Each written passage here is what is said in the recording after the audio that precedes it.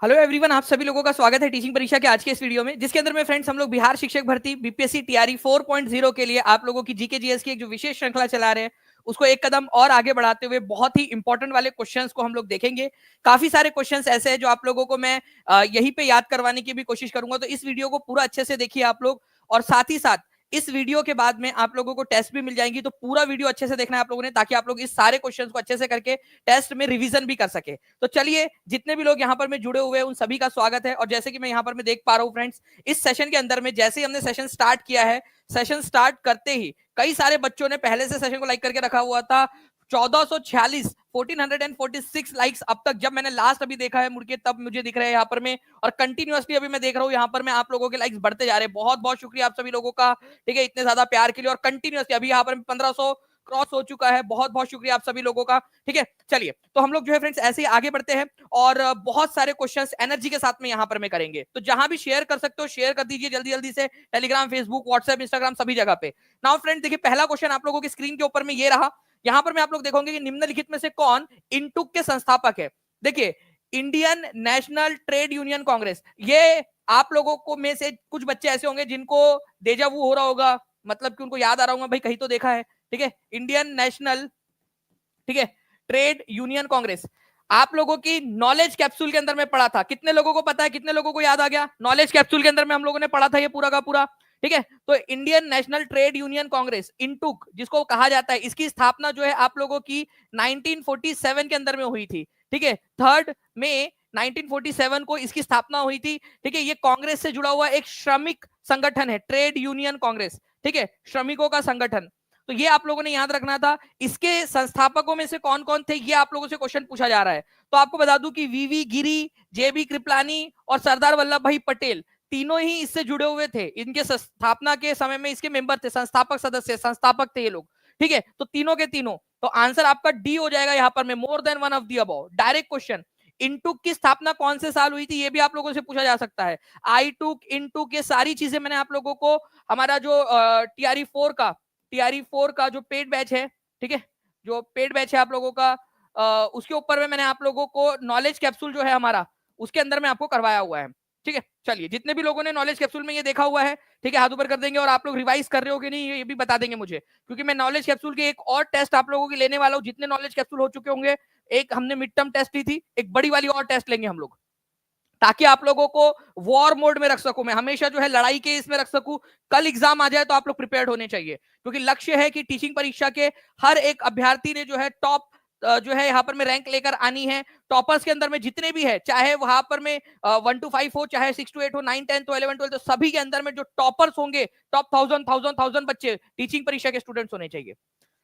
Now friends, 1965 में भारत पाक युद्ध के दौरान भारत के प्रधानमंत्री कौन थे, जल्दी से बताइए। इसके ऊपर में एक मूवी भी आई है अभी हाल ही में, ठीक है, स्काई फोर्स, ठीक है। तो आपको बता दूं, उसके अंदर में 1965 की जो एक लड़ाई का उल्लेख किया गया है, ठीक है। तो 1965 में भारत पाकिस्तान का जब लड़ाई हुई थी, उस समय में प्रधानमंत्री कौन थे, ये आप लोगों को बताना है, ठीक है। तो 1965 के भारत पाकिस्तान के युद्ध के समय में, ठीक है, लाल बहादुर शास्त्री प्रधानमंत्री थे, ये याद रखेंगे आप सभी के सभी। Option number C is the correct answer. हमारी जो आर्मी है, ठीक है, 1965 के अंदर में लाहौर तक घुस गई थी, ये याद रखेंगे आप सभी के सभी, लाहौर तक घुस गई थी। ये इसको बहुत ज्यादा लोगों को पता नहीं है, ठीक है, क्योंकि हम 71 की जंग को याद रखते हैं, हम उसके बाद में जो जो हुआ उसको याद रखते हैं। 1965 में इतना शौर्य का प्रदर्शन किया था हमारे सैनिकों ने, हमारी सरकार ने करेज दिखाया, लाल बहादुर शास्त्री ने इंपॉर्टेंट डिसीजन लिए, उसको कई बार भूल जाते लोग, ठीक है। तो लाल बहादुर शास्त्री, ये याद रखना आप लोगों ने, ये प्रधानमंत्री थे और एक कड़ा निर्णय लिया था इन्होंने कि भाई ठीक है, हम जो है वेस्टर्न फ्रंट से अंदर चलेंगे। ओके, चलिए। तो लाल बहादुर शास्त्री 1965 में भारत पाकिस्तान के युद्ध के समय में प्रधानमंत्री थे। लेकिन अगर आप लोगों से पूछ लिया जाए 1971 की जंग के समय में कौन थे, ठीक है, 1971 के अंदर में भी जंग हुई थी, आपको पता होगा। उस समय में बांग्लादेश का जन्म भी हुआ था। बांग्लादेश जो है उसका जन्म हुआ। अब कई सारे लोगों को पता ही नहीं होगा बांग्लादेश का जन्म कैसे हुआ। तो भाइयों और उन सभी की बहनों, मैं आपको बता दूं कि पाकिस्तान 2 हिस्सों में बटा हुआ था। ये था वेस्ट पाकिस्तान, ठीक है, और यहाँ बांग्लादेश जो है उसको कहा जाता था ईस्ट पाकिस्तान। तो ये दोनों पाकिस्तान के हिस्से थे, बट ये वाला जो पाकिस्तान का हिस्सा था ईस्ट पाकिस्तान, ये अलग होना चाहता था, ठीक है, वेस्ट पाकिस्तान से या मेनलैंड पाकिस्तान से। तो 1971 की जब जंग हुई, ठीक है, तो हमने ईस्ट पाकिस्तान की मदद की और यही जाकर आज जो है वो बांग्लादेश के नाम से जाना जाता है। तो बांग्लादेश हमारे वजह से बना था, ठीक है, हम भारतीय लोगों की वजह से। तो इंदिरा गांधी उस समय में जो है प्रधानमंत्री थी, ये याद रखना आप लोगों ने, इंदिरा गांधी। अच्छा, एक क्वेश्चन आप लोगों से बन सकता है फ्रेंड्स, तो प्लीज इस पर्टिकुलर पॉइंट को भी आप सभी के सभी एक बार बता देंगे।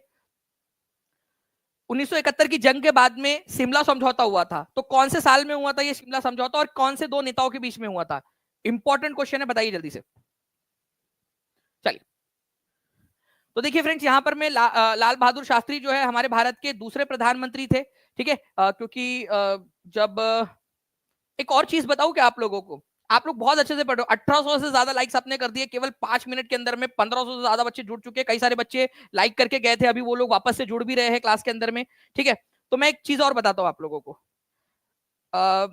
देखिए यहां पर मैं आप लोगों को बताता हूं कि जो जवाहरलाल नेहरू थे, ठीक है, जवाहरलाल नेहरू जब इनका निधन हुआ और लाल बहादुर शास्त्री, ठीक है, दूसरे नंबर के प्रधानमंत्री बने, उसी बीच में गुलजारी लाल नंदा, गुलजारी, ठीक है, गुलजारी लाल नंदा, ये एक्टिंग प्राइम मिनिस्टर बने थे, एक्टिंग प्रधानमंत्री। जिस जिस रात जवाहरलाल नेहरू की मृत्यु हुई उसी रात 1 घंटे के अंदर में इनको जो है एक्टिंग प्राइम मिनिस्टर की शपथ दिलाई गई थी, 1 घंटे के अंदर अंदर। क्यों? क्योंकि प्रधानमंत्री का पद खाली नहीं रखा जा सकता, तो एक्टिंग प्राइम मिनिस्टर बने थे ये, acting prime minister, acting prime minister, prime minister, ठीक है, एक्टिंग प्राइम मिनिस्टर। फिर लाल बहादुर शास्त्री की मृत्यु हो गई, ठीक है, तो लाल बहादुर शास्त्री की मृत्यु के बाद में फिर से गुलजारी लाल नंदा, ठीक है, Gulzari Lal Nanda acting prime minister बने, Nanda acting prime minister, acting, ठीक है, पीएम। 2 बार एक्टिंग प्राइम मिनिस्टर बनने का रिकॉर्ड किसके पास में है? तो गुलजारी लाल नंदा के पास में, ये याद रखना है आप लोगों ने। दोनों बार, जब जवाहरलाल नेहरू की मृत्यु हुई थी तब गुलजारी लाल नंदा बने थे, और जब लाल बहादुर शास्त्री की मृत्यु हुई थी ताशकंद समझौते के बाद में, ठीक है, जैसे ही वहां से खबर आई, ठीक है, यूएसएसआर से, कि ताशकंद के अंदर में जो है लाल बहादुर शास्त्री की मृत्यु हो गई, तुरंत प्रभाव से आनंद फानन के अंदर में जैसे खबर आई, ठीक है, जितना जल्दी संभव हो सका गुलजारी लाल नंदा को बुलाया गया, गुलजारी लाल नंदा को शपथ दिलाई गई, ठीक है, जो हमारे भारत के उस समय के राष्ट्रपति थे सर्वपल्ली राधाकृष्णन के द्वारा बोला गया कि आपको शपथ लेनी है जल्दी से जल्दी, क्योंकि पद खाली नहीं रख सकते, ठीक है। तो 2 बार ऐसा हुआ है कि गुलजारी लाल नंदा जो है वो प्रधानमंत्री। आपसे क्वेश्चन बन सकता है कि कौन 2 बार एक्टिंग प्राइम मिनिस्टर बने, ठीक है। चलिए, फिर लाल बहादुर शास्त्री जो है, आपको पता है कि जवाहरलाल नेहरू की मृत्यु के बाद में सेकंड नंबर के फुल फ्लेज उनको गिना नहीं जाता गुलजारी लाल नंदा को, क्योंकि वो एक्टिंग थे, ठीक है, केवल काम चलाओ थे।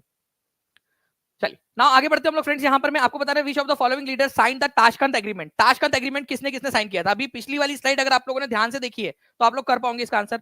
2000 से ज्यादा लाइक्स आप लोगों ने कर दिए फ्रेंड्स, ठीक है, 7 मिनट के अंदर अंदर में, बहुत बढ़िया। और जहां भी शेयर कर सकते हो जल्दी जल्दी से शेयर कर देंगे। और मैं आप सभी को बता दूं, जितने भी बच्चे हैं जो टीचिंग परीक्षा के साथ में जुड़ना चाहते हैं, टीचिंग परीक्षा के साथ में जुड़कर अपनी सफलता सुनिश्चित करना चाहते हैं रैंक के साथ में, देर ना हो जाए, ऐसा ना हो कि आप काश करते रह जाओ और बाकी लोग जो है पूरा आकाश लेकर चले जाए। तो काश लेना है या आकाश लेना है आपके हाथ में है, ठीक है। आप अभी टीचिंग परीक्षा के साथ में जुड़कर अपनी सफलता सुनिश्चित कर सकते हो। नंबर आपके नीचे में चल रहा है यहाँ पर में, ठीक है, एक कदम आपका आपको आपकी सफलता की तरफ में आगे लेके जाएगा। बताइए, रानी सिंह आजमगढ़ जी किसके बारे में बता रहे हैं? देखिए, which of the following leader sign Tashkent agreement. Tashkent agreement जो है फ्रेंड्स, आप लोगों को बताना चाहूंगा कि भारत के प्रधानमंत्री लाल बहादुर शास्त्री और पाकिस्तान के प्रधानमंत्री अयूब खान, ठीक है, पाकिस्तान के जो उस समय में प्रेसिडेंट थे, ठीक है, राष्ट्रपति प्रेसिडेंट मोहम्मद अयूब खान, उनके बीच में हुआ था 10 जनवरी 1966 को, ठीक है। तो ताशकंद एग्रीमेंट, ताशकंद नाम की जगह है, ठीक है, यूएसएसआर में थी, ठीक है, ये जगह आप लोगों की, ठीक है, ताशकंद। तो वहां पर में ये हुआ था। आज ये ताशकंद जो है आप लोगों को उज्बेकिस्तान में मिलेगा। आज जो ताशकंद समझौता हुआ था, आज ये ताशकंद आपको मिलेगा उज्बेकिस्तान में, उज्बेकिस्तान के अंदर में मिलेगा आपको ये ताशकंद। उस समय में ये यूएसएसआर का पार्ट था। तो ताशकंद डिक्लेरेशन हुआ था, ठीक है, लाल बहादुर शास्त्री और पाकिस्तान के प्रेसिडेंट मोहम्मद अयूब खान के बीच में। ये आप लोग याद रखिएगा, इंपॉर्टेंट एग्जाम के अंदर में पूछ सकते हैं आप लोगों से, ठीक है। तो 10 जनवरी 1966 को ये हुआ था।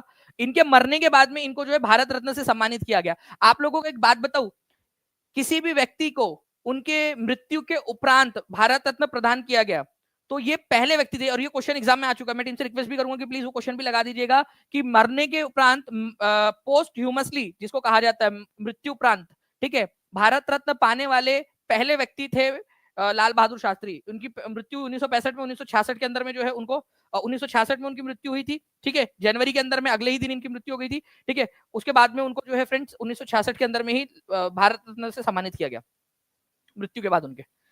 तो किसके किसके बीच में हुई थी जल्दी से बताएंगे आप लोग, कमेंट करिए यहाँ पर में, हर कोई बच्चा कमेंट करेंगे जल्दी से भाई, ऑप्शन यहाँ पर में लगाइए, बिना पोल के यहाँ पर में आंसर लगाइए आप सभी के सभी, हर एक बच्चा आंसर लगाएगा।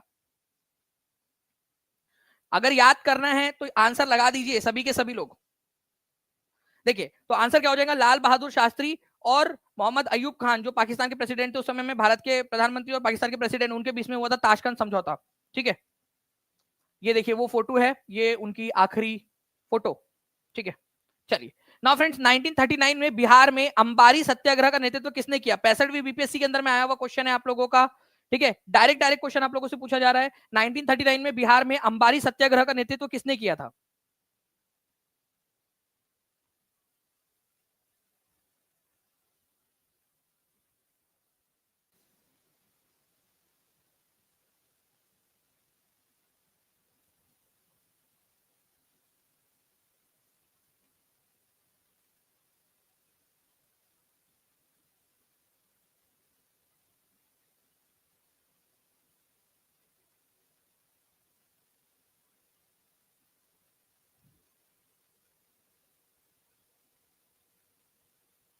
ठीक है, तो देखिए फ्रेंड्स अंबारी सत्याग्रह का नेतृत्व जो है राहुल संक्रांत्यायन ने किया था, और इसी के तहत ठीक है इनको जो है जेल में भी डाल दिया गया था, झूठे मुकदमे के अंदर में भी इनको फंसा दिया गया था। तो 1939 के अंदर में बिहार के अंदर में जो अंबारी सत्याग्रह हुआ था, ठीक है, इसका नेतृत्व राहुल संक्रांत्यायन जी ने जो है वो किया था। आप लोगों को याद रखना है, इनको इम्प्रिजनमेंट में भी डाल दिया गया था। अंबारी सत्याग्रह कब हुआ था, अगर ये क्वेश्चन आ जाए तो 1939 के अंदर में हुआ था, ये भी याद रख लीजिए आप लोग। इनको 6 महीने की जेल की सजा सुना दी गई थी। ठीक है, तो बिहार में अंबरी नाम की जगह, वहां पर में ये सत्याग्रह हुआ था, इस वजह से इसको अंबरी सत्याग्रह आप लोग बोलते हो। ठीक है, 6 मंथ की इनको जेल हो गई थी।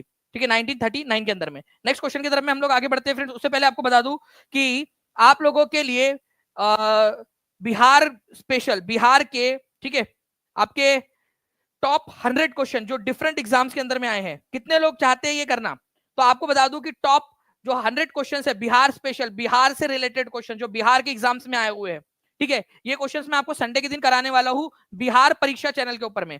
बिहार परीक्षा चैनल की लिंक आपको डिस्क्रिप्शन में मिल जाएंगी। इस वीडियो को पूरा देखने के बाद में आप लोग कर लीजिएगा। जितने भी बच्चों ने चैनल को सब्सक्राइब कर लिया बिहार परीक्षा के नाम से, जैसे टीचिंग परीक्षा है वैसे बिहार परीक्षा आप लोग लिखोगे आपको मिल जाएगा। 12,000 से ज्यादा सब्सक्राइबर्स ऑलरेडी है उसमें अभी। ठीक है, आप लोग अभी ज्वाइन होते जाओगे तो कंटिन्यूअसली और बच्चे भी उसके अंदर में जुड़ते जाएंगे। ठीक है, तो बिहार परीक्षा के ऊपर में हम लोग संडे के दिन 1 बजे ये क्लास करने वाले हैं बिहार परीक्षा चैनल के ऊपर में। ओके चलिए आगे बढ़ते हम लोग फ्रेंड्स। यहाँ पर मैं निम्नलिखित में से कौन मरणोपरांत भारत रत्न से सम्मानित होने वाले पहले व्यक्ति थे? जल्दी बता दीजिए आप लोग ये क्वेश्चन का आंसर।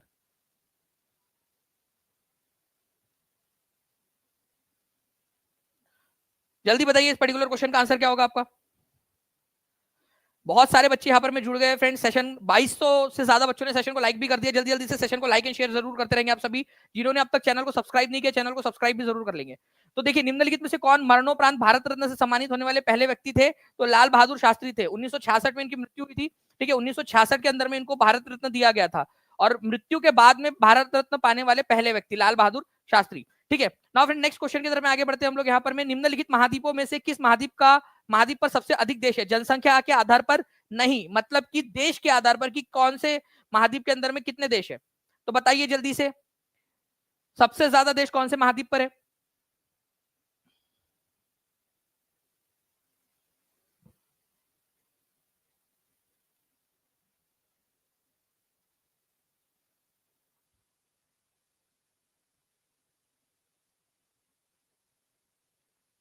चलिए बहुत बढ़िया फ्रेंड्स, आप लोग कंटिन्यूअसली आंसर्स करते जा रहे हैं यहाँ पर में। अगर मैं आप लोगों से बात करूं सबसे अधिक देशों की जो संख्या है ये आप लोगों को कहां पर में मिलेंगी? अफ्रीका के अंदर में मिलेंगी। तो अफ्रीका के अंदर में टोटल 54 कंट्रीज है, ये याद रखिएगा आप सभी के सभी। ठीक है, तो अफ्रीका ठीक है 54 कंट्रीज के साथ में सबसे आगे है। ठीक है, फिर दूसरे नंबर पे आप लोगों का आता है फ्रेंड्स एशिया, ठीक है 48 के साथ में। ठीक है, उसके बाद में बाकी कंट्रीज आते हैं। तो सबसे ज्यादा जो आपके कंट्रीज है ठीक है ये याद रखेंगे आप लोग अफ्रीका के अंदर में। तो C is the correct answer, Africa 54। ये सेकंड नंबर का सेकंड लार्जेस्ट कॉन्टिनेंट है, सेकंड लार्जेस्ट कॉन्टिनेंट। बताइए मुझे कि सबसे बड़ा कॉन्टिनेंट या सबसे बड़ा महाद्वीप कौन सा है? फिर सबसे बड़ा महाद्वीप है एशिया एरिया के हिसाब से। ठीक है, और दूसरे नंबर पे आता है अफ्रीका। लेकिन सबसे ज्यादा देश कौन से वाले कॉन्टिनेंट में, कौन से महाद्वीप के अंदर में, तो अफ्रीका के अंदर में, ये याद रखना है आप लोगों ने। ठीक है, इंपॉर्टेंट पॉइंट, एग्जाम के अंदर में पूछे जाने की बहुत अधिक संभावना है आप लोगों की इससे भी। ठीक है, चलिए नेक्स्ट क्वेश्चन की तरफ में आगे बढ़ते हैं हम लोग। यहाँ पर में बिहार में नमक सत्याग्रह के दौरान लोगों ने नमक बनाने के अलावा किस कर का विरोध करके सरकार का विरोध करना चुना? ठीक है, 68वीं बीपीएससी का क्वेश्चन है और टीआरई के अंदर में भी ये क्वेश्चन आ चुका है आप लोगों का। ठीक है, 15 मिनट के अंदर में 2400 से ज्यादा बच्चे जुड़ चुके हैं और आप लोग बहुत ही स्पीड से सेशन को लाइक भी कर रहे हो फ्रेंड्स। ऐसे ही आप लोग करते रहिए, मैं आप लोगों को एक्स्ट्रा इन्फॉर्मेशन के साथ में इसी तरीके से पढ़ाता रहूंगा। बताइए इस पर्टिकुलर क्वेश्चन का आंसर क्या होगा? कौन सा वाला कर देने से मना कर दिया था उन्होंने?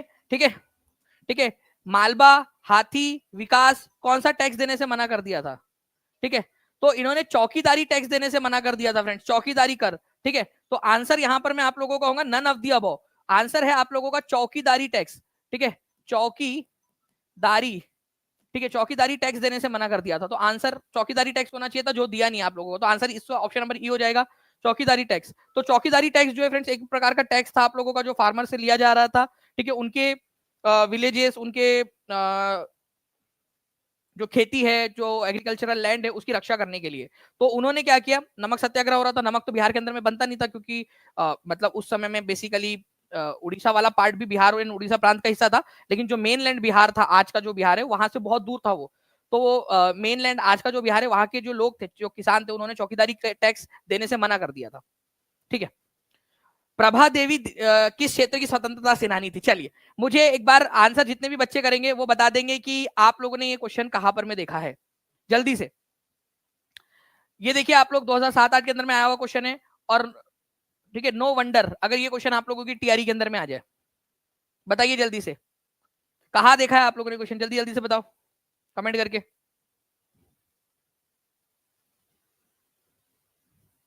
कमेंट टीम प्लीज मॉनिटर करते रहिए एक बार।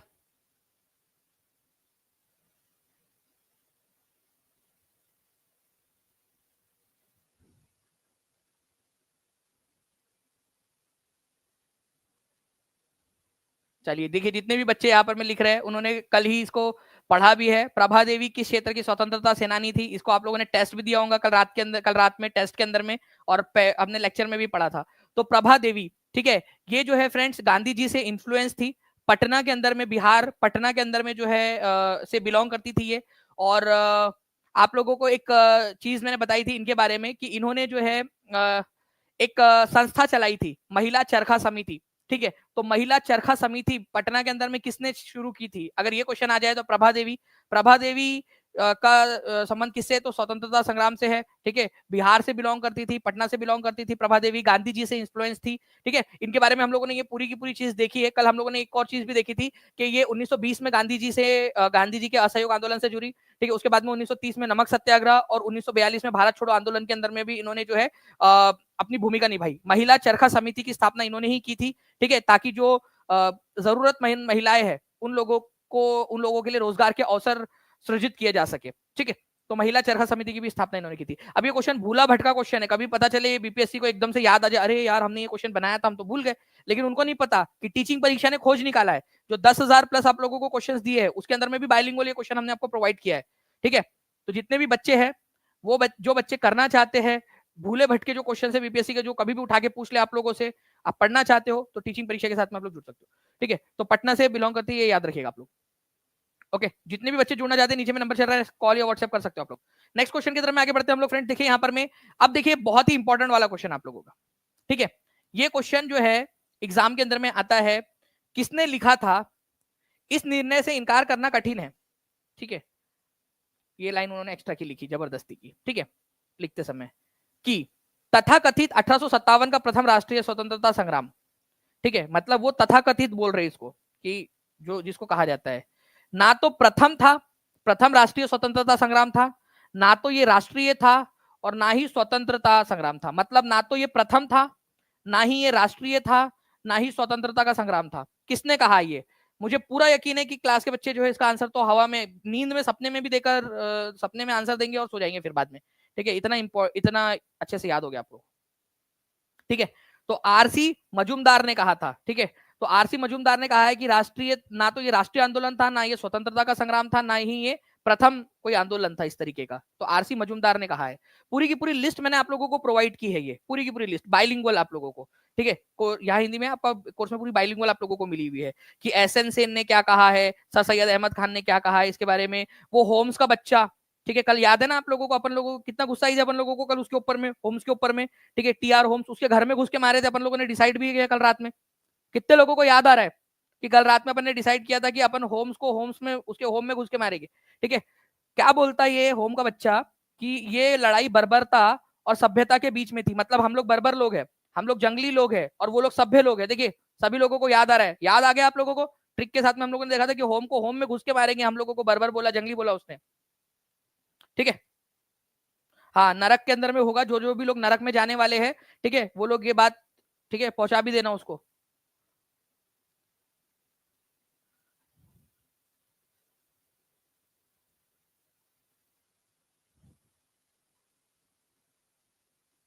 चल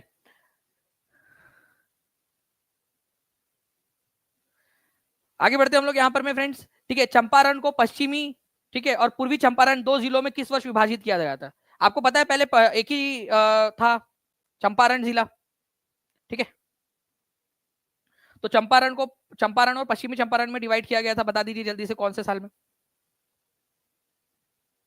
तो देखिए चंपारण को पश्चिमी चंपारण और पूर्वी चंपारण दो जिलों के अंदर में विभाजित किया गया, ये आप लोगों से पूछ लिया जाए कौन से साल के अंदर में, तो एक पूरा चंपारण, ठीक है, पूरा जिला था आप लोगों का, तो इसको पश्चिमी चंपारण और पूर्वी चंपारण इस तरीके से दो जिलों के अंदर में डिवाइड किया गया 1972 के अंदर में, ठीक है, ताकि उसको सही तरीके से जो है मैनेज किया जा सके, अदरवाइज ये बहुत बड़ा था, ठीक है, बहुत बड़ा जिला हुआ करता था इस वजह से।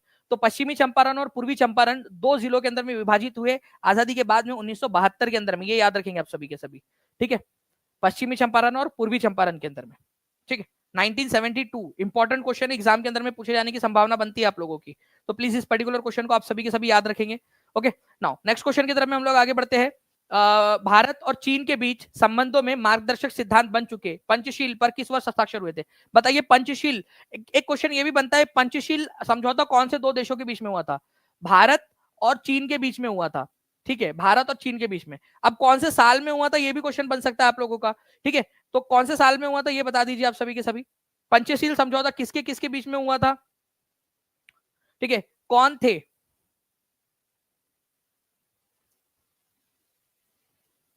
ठीक है, तो 1954 के अंदर में हुआ था, हमारे प्रधानमंत्री जवाहरलाल नेहरू और चाइना के प्रधानमंत्री चाउ एन लाई, ठीक है, चाउ, ठीक है, एन लाई, एन मतलब बेसिकली एन ई से एन लिखा हुआ था ऐसा उनका, तो चाउ एन लाई, ये याद रखना है आप लोगों ने, ठीक है, तो चाउ एन लाई इनके बीच में हुआ हुआ है, तो आंसर होगा ऑप्शन नंबर ए, भारत और चाइना के बीच में, ठीक है, 29 अप्रैल 1954 को पंचशील एग्रीमेंट हुआ था, ठीक है, इंडिया और चाइना के बीच में, और उस समय में भारत के प्रधानमंत्री पंडित जवाहरलाल नेहरू, ठीक है, और चाइना के प्रधानमंत्री चाउ एन लाई उनके बीच में, ठीक है, ये एग्रीमेंट साइन हुआ था, तो ये भी क्वेश्चन बनता है आप लोगों का, ठीक है।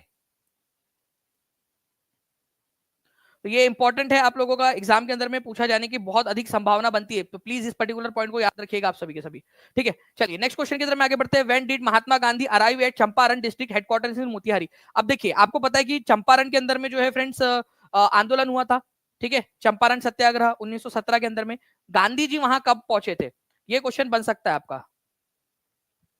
तो गांधी जी चंपारण डिस्ट्रिक्ट के हेडक्वार्टर, जिस जो मोतिहारी जो हेडक्वार्टर, चंपारण डिस्ट्रिक्ट तो बड़ा था ना, 1972 में इसको बांटा गया दो हिस्सों में, अदरवाइज बड़ा डिस्ट्रिक्ट था, तो इसका भी हेडक्वार्टर था चंपारण डिस्ट्रिक्ट के अंदर में, मोतिहारी नाम की जो जगह है, आज भी ये पश्चिमी चंपारण के अंदर में आप लोगों को मिलेगी, ठीक है, जो है फ्रेंड्स इंपॉर्टेंट जगह है। तो कब गांधी जी मोतिहारी पहुंचे थे? तो मोतिहारी कब पहुंचे थे गांधी जी? 15 अप्रैल 1917 को पहुंचे थे, ठीक है, ये याद रखेंगे आप लोग, 15 अप्रैल 1917 को गांधी जी वहां पहुंचे थे, ठीक है। तो इंपॉर्टेंट क्वेश्चन है, उसके बाद में जो है फिर घटना घटी, ठीक है, गांधी जी पर भारतीय दंड संहिता की धारा 188 लगा दी गई, और उनको 18 अप्रैल को फिर जो है सुनवाई के लिए बुलाया गया, ठीक है, अदालत के अंदर में। नाउ अब देखिए, अगर मान लीजिए क्वेश्चन आता है कि 18 अप्रैल 1917 को गांधी जी को, ठीक है, कोर्ट में बुलाया गया था, तो इंडियन पेनल कोड की कौन सी धारा गांधी जी पर लगाई गई थी? 15 अप्रैल को गांधी जी पहुंचे मोतिहारी, उनको बोला गया कि वापस जाओ वापस जाओ, गांधी जी बोले मैं नहीं जाऊंगा, ठीक है, तो फिर उनके ऊपर में एक धारा लगा दी गई कि तुमने जो है क्या किया है, ठीक है, कानून व्यवस्था बिगाड़ने की कोशिश की, धारा 188 लगा दी गई उनके ऊपर में, 188, ठीक है। तो आंसर इसका ऑप्शन नंबर बी हो जाएगा आप लोगों का। नाउ किसी राज्य में विधान परिषद की स्थापना और समाप्ति का प्रावधान है भारतीय संविधान के किस अनुच्छेद में। अब देखिए फ्रेंड्स, ये भी एक बढ़िया क्वेश्चन है आप लोगों का, ध्यान से समझिएगा आप लोग। मैं इसको डिटेल में सबको समझाना चाहता हूँ क्योंकि इंपॉर्टेंट है। इस क्वेश्चन को इंपॉर्टेंट मार्क करेंगे सभी के सभी, बहुत इंपॉर्टेंट है। और जो जो चीज आपको बताऊंगा सारी की सारी चीजें इंपॉर्टेंट की कैटेगरी में आती है, क्वेश्चन बन सकते हैं। विधान परिषद, ठीक है, जिसको आप लोग लेजिस्लेटिव काउंसिल बोलते हो, ठीक है, ये अभी फिलहाल 6 राज्य के अंदर में है। 6 राज्यों में, 6 राज्य ऐसे जहां पर में विधान परिषद है।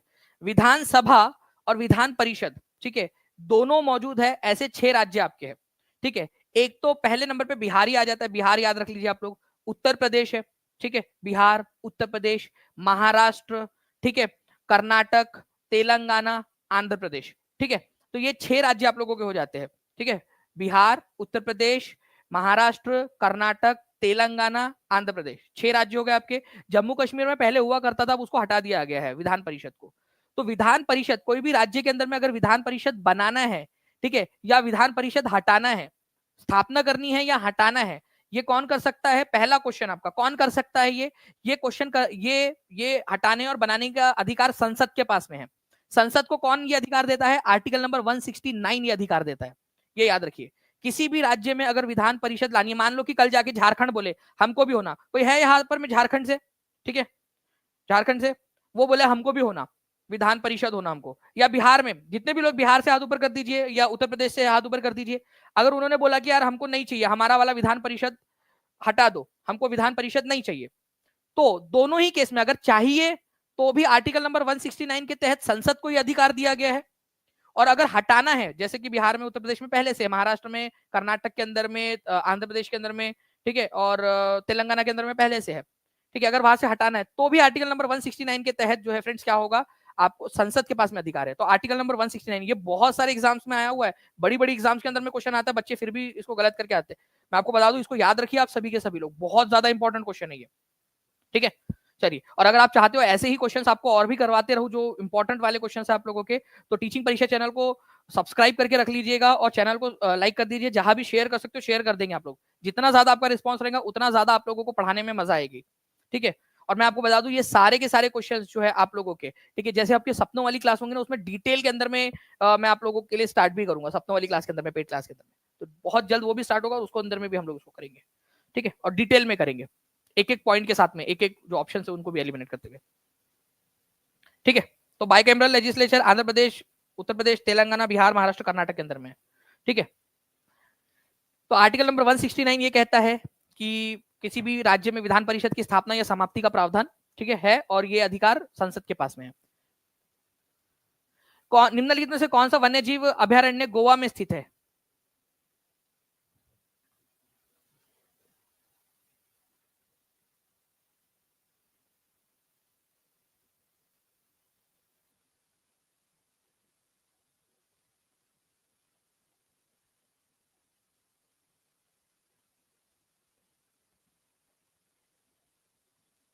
चलिए, बहुत बढ़िया फ्रेंड्स। देखिए, अगर मैं आप लोगों से बात करूं कि गोवा में कौन सा वाला वन्य जीव अभयारण्य स्थित है, तो आप लोग यहाँ पर मैं इसको देखिए, अगर मैं एक एक करके एलिमिनेट भी करता जाऊं पहले, तो चिन्नार जो है ये आप लोगों का केरला में स्थित है, केरला के अंदर में, ठीक है। देखो, अगर आपको इंटरव्यू देना है, आपको जॉब लग गई, अगर आपको इंटरव्यू देना है, तो इंटरव्यू देने आप कहाँ तक जा सकते हो? भाई इंटरव्यू देना है, जाना पड़े अंडमान निकोबार भी जाना पड़े तो जाना चाहिए आप लोगों ने, अंडमान एंड निकोबार। तो अंडमान निकोबार देने भी चले जाओगे आप इंटरव्यू, याद रखने के लिए जस्ट बता रहा हूँ आपको, ठीक है।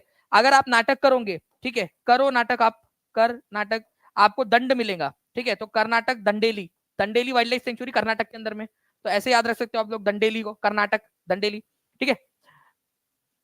भाई गोवा जाओ, ठीक है, घूम कर आओ।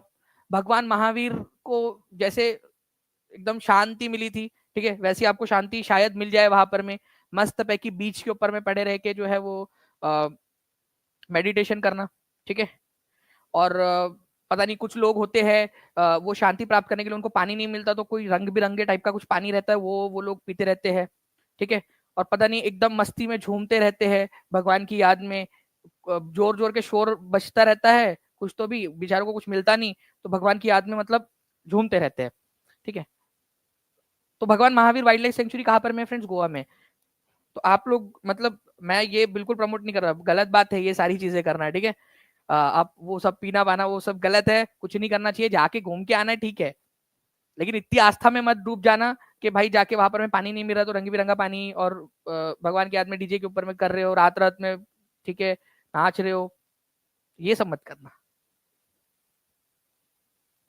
चलिए, तो भगवान वाइल्ड लाइफ सेंचुरी जो है, भगवान महावीर वाइल्ड लाइफ सेंचुरी आपके गोवा के अंदर में स्थित है। याद हो गया आप लोगों को अभी? ठीक है, आई होप आप अगले बार से आप लोग अच्छे से याद रख पाओगे उसको, ठीक है। चलिए, तो ये आप लोगों का आज का सेशन था फ्रेंड्स। आप लोगों की अभी हिंदी की क्लास स्टार्ट होने वाली है, और आप में से जितने भी बच्चे हैं जो टीचिंग परीक्षा के साथ में जुड़कर, ठीक है, अपने सपने सुनिश्चित करना चाहते हैं, और जो 10,000 वाले कोर्स के अंदर में जुड़ गए वो लोगों को पता ही होगा उसका महत्व क्या है, ठीक है। जो लोग जुड़ना चाहते हैं वो जुड़ सकते हैं, क्योंकि कंटिन्यूअसली एक ऑफर था, ठीक है, अभी एक दूसरा ऑफर आप लोगों को मिला हुआ है, ठीक है, क्योंकि उसके बाद में प्राइस उसके इंक्रीज हो जाएंगे। तो 7611101101 9697884444 इस नंबर पे कॉल या व्हाट्सएप कर सकते हो आप लोग, या नीचे में भी आप लोगों को लिंक दी गई है, उस लिंक पर भी डायरेक्टली जा सकते हैं आप, ठीक है। कोर्स के लिए या टीचिंग परीक्षा एप्लीकेशन पर चले जाइए, वहां भी आपको मिल जाएंगे सारी की सारी जानकारी। ओके, चलिए, करना हो पूरी इच्छा तो जुड़े टीचिंग परीक्षा, क्या बात है, किसी ने लिखा था यहाँ पर में, बहुत बढ़िया लिखा है, ठीक है। पूरी करनी हो अपनी इच्छा तो जुड़ो टीचिंग, जुड़ो सभी टीचिंग परीक्षा, कमलेश कुमार जी, बहुत बढ़िया, ठीक है। चलिए, thank you very much Kamlesh ji, मिलते हैं हम लोग हमारे नेक्स्ट लेक्चर के अंदर में फ्रेंड्स, तब तक के लिए thank you very much, take care and bye, God bless you all, thank you very much, bye, thank you.